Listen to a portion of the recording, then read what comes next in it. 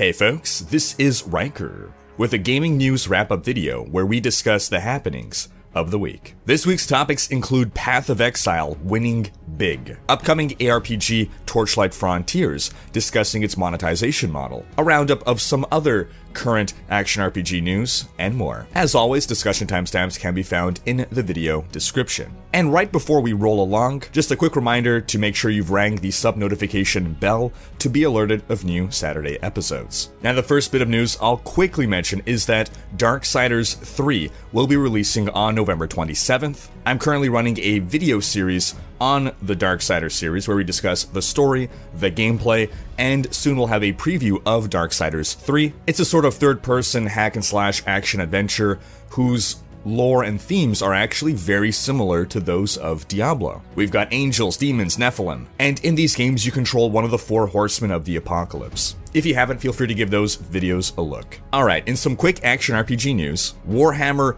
Chaosbane, upcoming action RPG set in the Warhammer universe, the fantasy one, not the Warhammer 40k universe, since we actually covered a Warhammer 40k action RPG during the summer. Chaosbane released a new video showcasing one of their four playable heroes. This is the Captain of the Empire. I do encourage you to check out the video, particularly if you are a Warhammer fan and you like action RPGs. This game will be probably right up your alley. We don't know a whole lot about it yet, but what we've seen so far does look promising. In other action RPG news, Lost Ark has finally gone into open beta. Now, this is a Korean game that has been in the works for 7 years, and we've been hearing about it for years. We've been hearing rumors and whispers about it in the West here, and we always saw it as, holy crap, this is going to be a next-gen action RPG, the likes of which will be competing with a Diablo 4. Blizzard's got to watch out for a game like Lost Ark. Fast forward to today, and it seems that Lost Ark will not be competing with Diablo 4, but with the current titans in the action RPG genre like Path of Exile. Now, Lost Ark is more of an MMORPG with ARPG-style combat. And while it's currently only available in South Korea, people have found ways to get around that. But it's a little sketchy. You need to get a Korean VPN, you need to somehow get a hold of one of these Korean accounts, which some ways of doing that involve getting a Korean phone number. It's all pretty sketchy. People who have gone through these hoops have sometimes had their accounts hacked or wiped.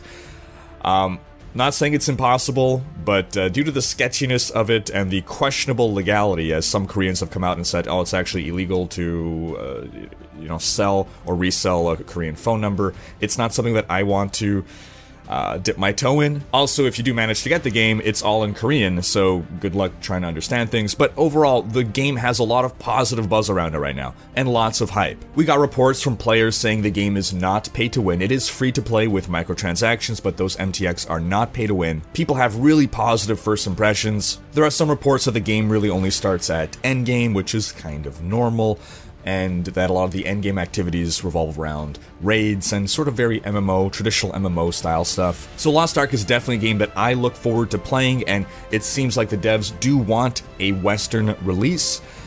The thing is, we just don't know when that'll be. There are some false reports that it's going to be pretty soon, but that just seemed to be a misunderstanding, a mistranslation of the original Korean article.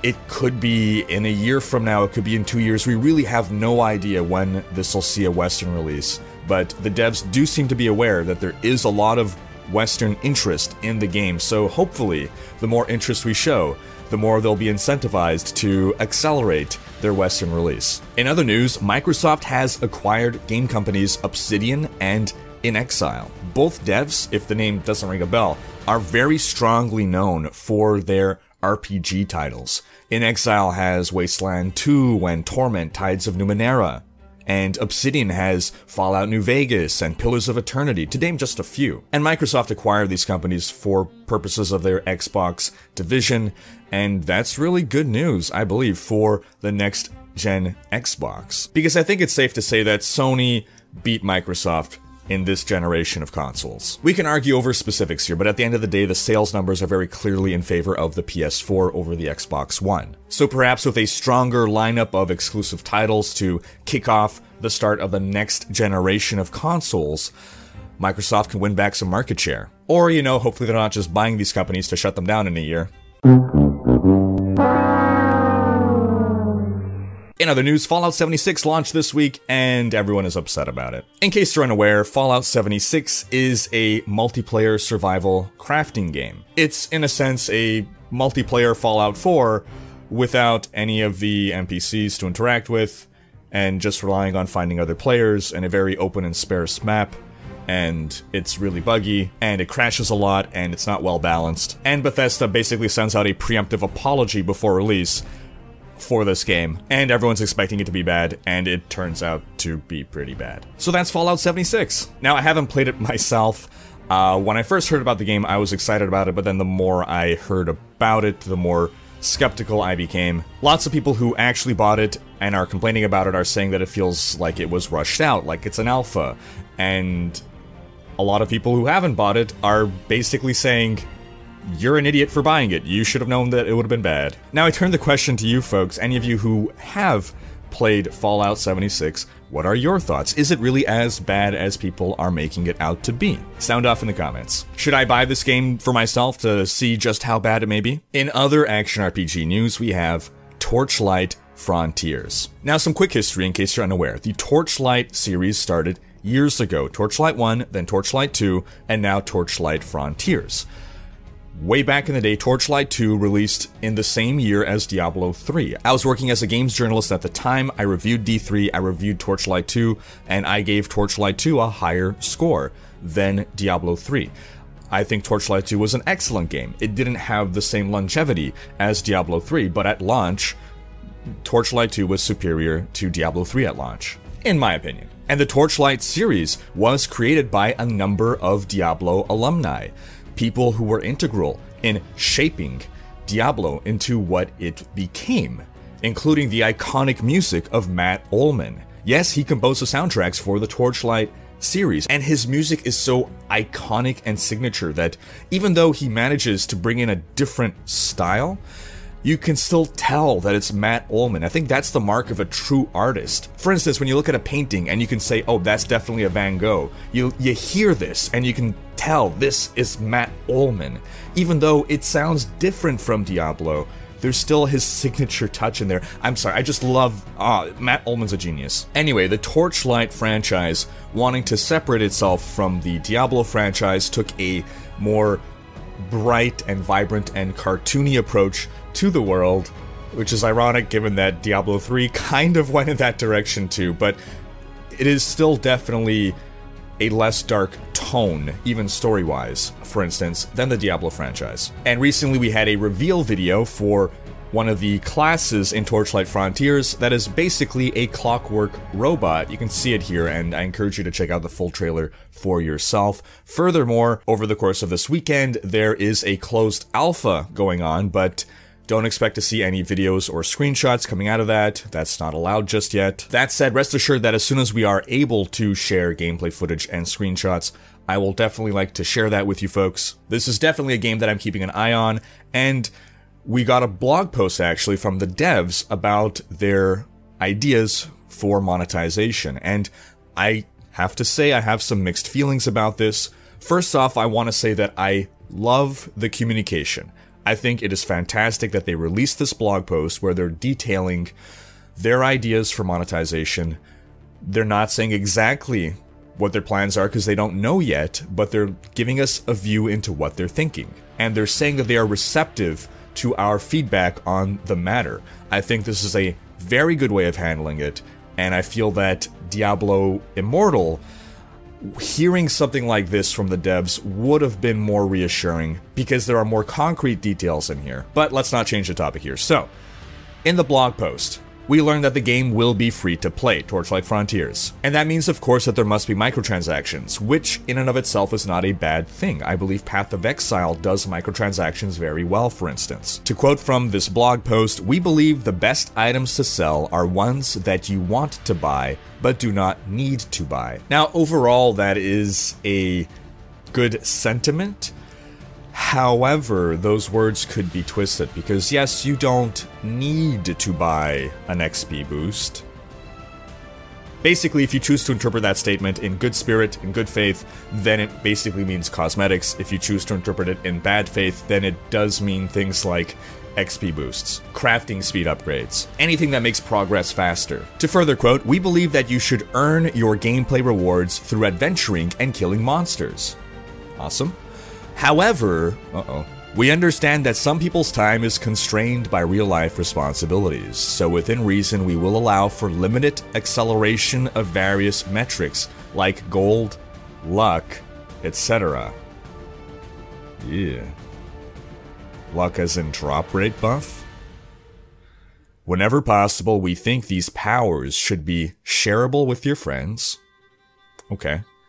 And will still require that you earn your loot through adventuring. Okay, so Fortnite Battle Royale. If someone buys a premium XP boost, you are able to share that with friends. That's awesome. In Fortnite Battle Royale, XP is effectively meaningless to the game itself.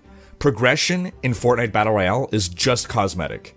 So there are XP boosts that you can buy in Fortnite, but it doesn't matter because XP doesn't help you in the game. It has no bearing on game mechanics. I think Fortnite's monetization model is genius. It is in no way pay to win because nothing you can do will impact your in-game performance. It's just about whatever fancy collectibles and cosmetics you're able to unlock. And I think that is the right approach to take. So if there is some system that is similar where you have some kind of cosmetic level and you can have XP boosts for that and gold boosts for that, great. But if it's to impact actual gameplay, I am not a fan of that at all. And this doesn't apply just to Torchlight Frontier, but as well as to Diablo Immortal or any action RPG moving forward as we're getting into more and more aggressive monetization. To further quote, we believe that normal gear, like your armor and primary weapons, should be attainable only by adventuring and finding them. Awesome. Good. That said, it's always like good statement followed by, however, we may sell some special items, like specific relic weapons. If we do, we will always strive for there to be a reasonable way to attain or craft them through normal gameplay. Okay, well at least you can still craft them. Now if these relic weapons are not going to be best in slot, then I guess that's okay.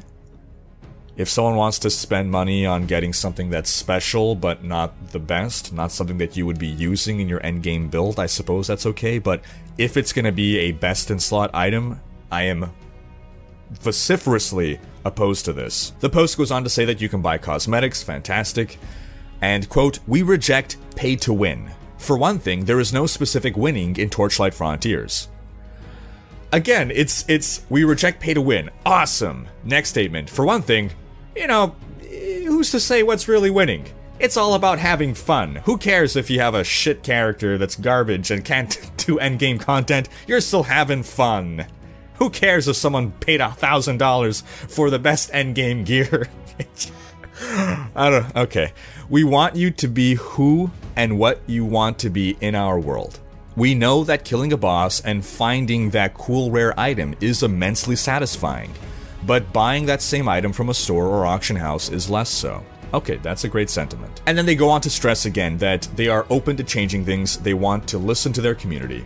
And honestly, this is the best part of the message to me. It's the degree of transparency that they've shown in coming out with this blog post, stating that they are receptive to community response, and for those reasons I am willing to interpret their message in good faith and not in bad faith, and I have hope that even if they had in mind certain systems that we may consider pay to win, even if they don't consider them pay to win, I believe that they will be receptive to changing these things. So, I am still hopeful for Torchlight Frontiers, and I look forward to trying out the game and learning more about it. Alright, on to Path of Exile news. Path of Exile has revealed its newest league, Betrayal, where you fight the Immortal Syndicate. And yes, this has been confirmed to be just a coincidence by lead dev Chris Wilson, and it is not at all a jab at Blizzard.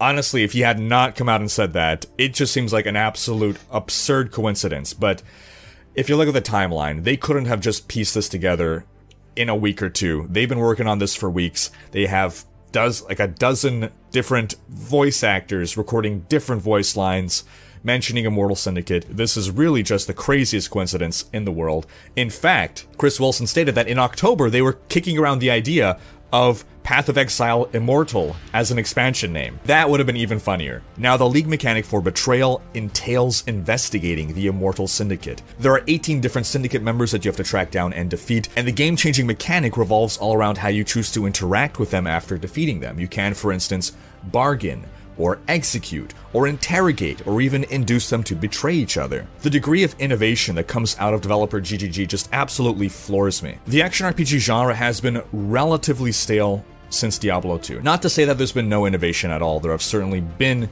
new ideas brought in, but they don't fundamentally change the core gameplay. But I feel that especially recently, PoE, GGG have been banging out some truly innovative ideas. And I've said it before, but I'll say it again.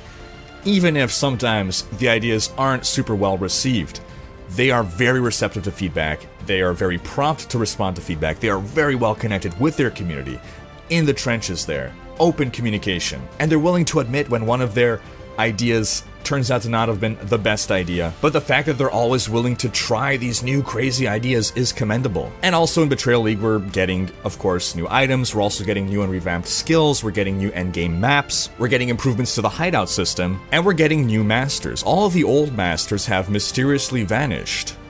Where have they gone? In a league called Betrayal, I wonder who the big bad guy is going to be. But our new masters are familiar faces from old leagues, and with them they're bringing the content from their leagues. We got Delve, Incursion, and even a heavily modified Bestiary league are being brought into this league. Now, Bestiary is one of those leagues that people were super hyped about, but ended up being a bit of a letdown, and the devs have worked hard on reimagining Bestiary in a way that people will like better. And the heavily modified and simplified Bestiary league mechanics that we're getting now in Betrayal sounds like they're addressing all those problems. For one, Einhart will be the one catching the beasts for you. The league is going to be launching on December 7th, and even though I rarely get a chance to play Path of Exile, Bestiary is when I played the game the most, I still get excited for their new league announcements. Just seeing the amount of content and innovation going on, I really can't say enough good things about GGG. And in light of what happened at BlizzCon, a lot of Diablo players are flocking to Path of Exile. The reveal of Diablo Immortal turned out to be a huge win for GGG. And regardless of whether or not you prefer Path of Exile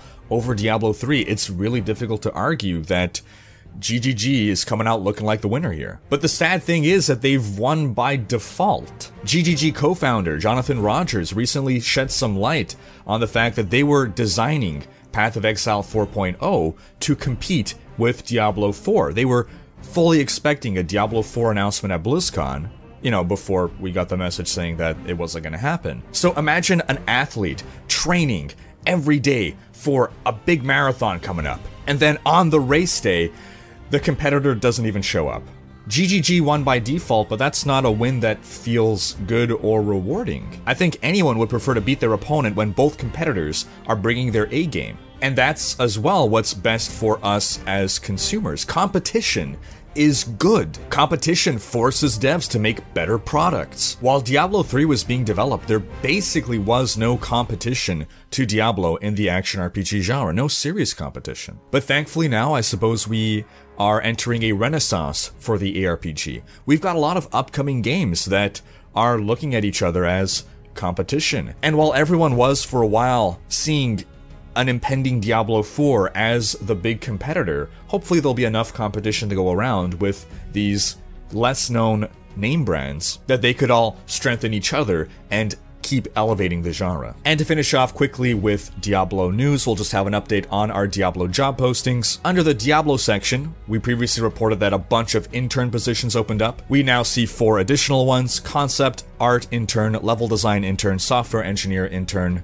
graphics, and associate software engineer graphics. Now, Diablo Immortal is not considered an unannounced project anymore, so these could potentially be for Diablo Immortal. Then on the unannounced project side of things, we've seen one job posting go down, that's senior environment artist, and we've seen 4 additional job postings pop up: senior UI artist, senior software engineer C++ graphics, software engineer art tools, and technical artist pipeline. And that's gonna wrap up this week's video. In case you haven't, be sure to have checked out my video on the Diablo news at BlizzCon 2018. Thanks for watching. Special thanks to my Twitch and Patreon supporters for making these videos possible. If you like what you see on this channel and want to support the creation of more content, you can consider becoming a Royal Raider on Patreon, where your support is immensely appreciated. We've got a variety of backer rewards, including behind-the-scenes content, monthly virtual hangouts, and more. If you enjoyed this video, please share it, check out these other videos, and subscribe to join Rhykkers Raiders for more gaming content.